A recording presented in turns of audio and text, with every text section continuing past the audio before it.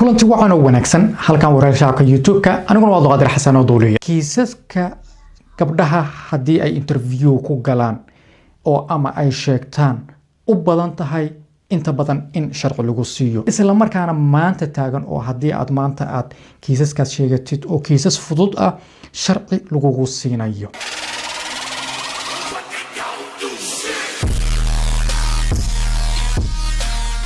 hadii ay tamarku warisay bartay horyaalka YouTube-ka soo booqatay waxaan ku leeyahay YouTube-ka subscribe inoo sar wayno muhiim sidoo kale muuqaalka laagti inoo sar hadaba muuqaalkan si gaar ah wuxuu u quseeyaa gabdhaha ayuu quseeyaa wiilasha ma quseeyo marka waxaan idin ka codsanayaa maadaama mowduucan uu xasaasi yahay oo si qaas ah u quseeyo gabdhaha aniga laftirkay mowduucan markaan diyaarinayna aan isiriniyo ma soo gudbisa maadaama habla badan oo Soomaaliyeed ay barteeda TikTok iyo YouTube-ka intuba ay ku taxan yihiin waan isweydiiyay oo waxaan isiriniyo ma sheegtaa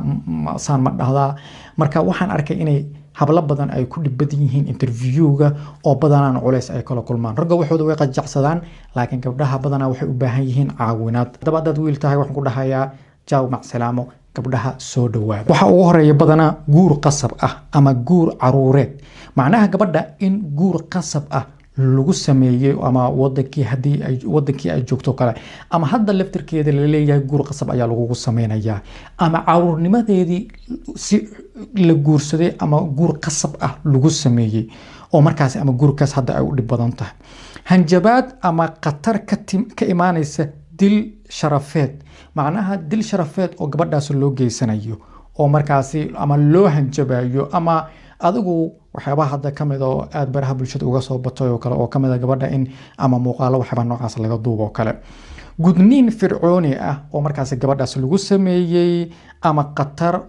markaasi uu gudniinkii lagu sameeyay uu gabadha ku hayo marka rabshad guur oo daran oo dawladda dalkaasi aysan ka ilaalin karin macnaha rabshad guur oo markii familiyada kale ay waxyaabo isku qabsadaan oo kale ama gabadhan uu nin jeclaado kale oo uu hanjabo kale ay adigu waxyaabaha noocaas oo dhibaato ah oo gabadhan macnaha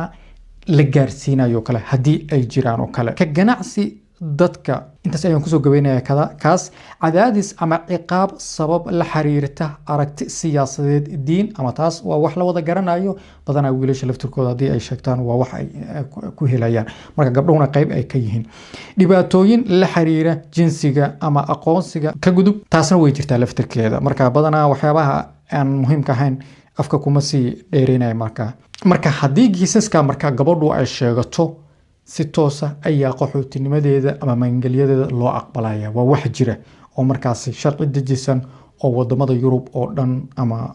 Mareykanka iyo Canada iyo Australia ha noqdaan u dejisan waa sharci guud oo jira mas'uuliyiinta maangeliyadu waxay eegaan dhowr arrimood sida heerka dhaawaca iyo dhibaatooyinka caafimaad ama nafsiyan ee gudniinka u geystay gabadhaas ayay eegaan marka ugu horeysa oo macnaha kiiska haday sheegato hadii ay jirto qatar in lagu sameeyay gudniin kale ama qalliin kale oo markaas qasab ah gudniin baa lagu sameeyay gudniin markii lagu sameeyay waxa jira macnaha xaaladeeda inay xaalad halis ku sugan tahay oo kale oo markaas ama ay u baahan tahay oo kale qalliin kale ay u baahan tahay oo kale hadii uu jiro hadii ay jirto qatar la xiriira guur qasab ah waa kuwa hor u soo sheegay ama cadaadis bulsho oo ka dhashay gudniinka kale hadii uu jiro laftirkiisa hadii ay tahay hooyo leh gabdho yar oo qatar ugu jirto in la gudo laftirkeeda sharci ayaa lagu siiyaa hooyada waxba sharci lagu siiyo kale hooyada waxa kamid oo kale in gabdho yar ay haysato gabdhahaas yarna laga yaabo in gudniin lagu sameeyo hadii ay wadanka u celiso kale laftirkeeda sharci waa lagu siiyaa taas kiisaskaas marka waa kiisaska aan hore u soo sheegay marka qaybta marka waa qayb xasaasi ah marka gabadhu horta hadii aanan hore loo soo guursan oo ay gabar tahay oo markaas aan la soo gudin waxay u badan tahay in sharci la siiyo waa in la sharci macnaha gabadha hadii aan la soo gudin oo markaas ay soo hore u soo guursan waxay u badan tahay in sharci loo siiyo sababtoo gabadhaas waxay sheeganaysaa in hadii dib ay wadanka ugu noqoto kale ama kiiska gudniinka kale sheegasto inay ka soo carartay laakiin wadanka dib hadii ugu noqoto la gudaay hadii taas sheegato waa wax la wada og yahay oo la wada garanayo marka taas waa gabadha aan soo guursan laakiin gabadhu hadii soo guursatay oo aysan gudnayn taas micna ma u keenayso dowladda haddii dhahdo xataa wadankii haddaa u celiyo sababtoo waa soo guursatay marka haddii wadanka dib lagu noqdo laftirkeeda taas way sheegan kartaa laakiin waa adiga 50-50 waa marka laakiin gabadha badanaa haddii lasoo guday oo markaas ay gudniinkii sheegato kale oo ay dhahdo anigu waa la soo guday micna ma soo kordhinayso kaliya waxa micna soo kordhinaya marka haddii gabadhaas ay u dhiban tahay gudniinkii lagu soo sameeyay ay u dhiban tahay kaas ayaa micna keenaya oo markaasi haddii xaaladan ay gabadhan soo martay lagu soo sameeyay ay halkaan markay timid oo kale operation u baahan tahay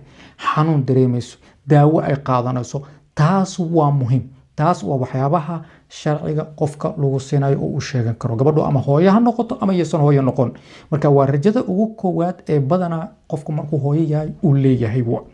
wuxuu dhihi karaa saan baa laygu soo sameeyay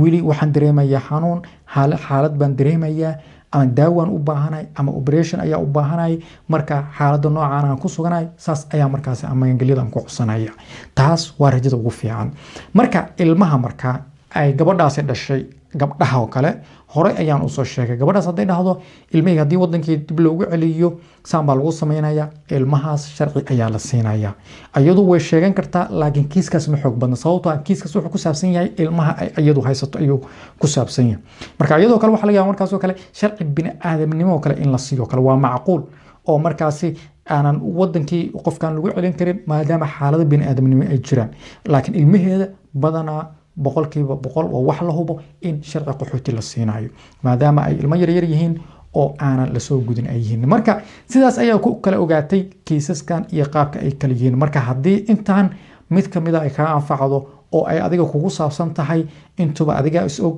waa inaad sheegataa ma u baahnid interviewya adag oo tiro badan oo la iswareysanayo oo su'aalo badan la isweydiinayo kala badan uma baahna marka gabdhaha badana su'aalahooda badana laguma badiyo marka kiisaskan badana ay sheeganayaan laakiin kiisaska kale oo ay ragga ka wada siman yihiin oo kale markay sheeganayaan waa laga yaabaa in kor iyo hoosba intuba su'aalo tiro badan la weydiiyo laakiin kiisaskan qofka ayay gaar u tahay laakiin waxa muhiim ah in xaaladan adiga ay ku qosayso ayaa muhiim ah laakiin wax aanan ku qosaynin hadaad sheegatid dhibaato kala kulmaysa hadii xaalad dhibaato ayadoon ku haysan dhahdid ani samba igu soo dhacay samba igu soo sameeyay samba dareemay hadaad dhahdid waxa laga yaabaa in ay isbitaal ku diraan ama ay baaritaan kugu diraan hadii la ogaado inay dhibaato ku haynina ay sidaas sharcigana ku weydid wadankiina dib lagu celiyo hadaba runta sheeg si aad rajada aad leedahay u gaartay muuqaalkan intaas ayaan ku soo gabagabaynayaa inta muuqaalo kale oo xiiso la kulmi doono waxaad ka tagay sidaas iyo nabadgelyo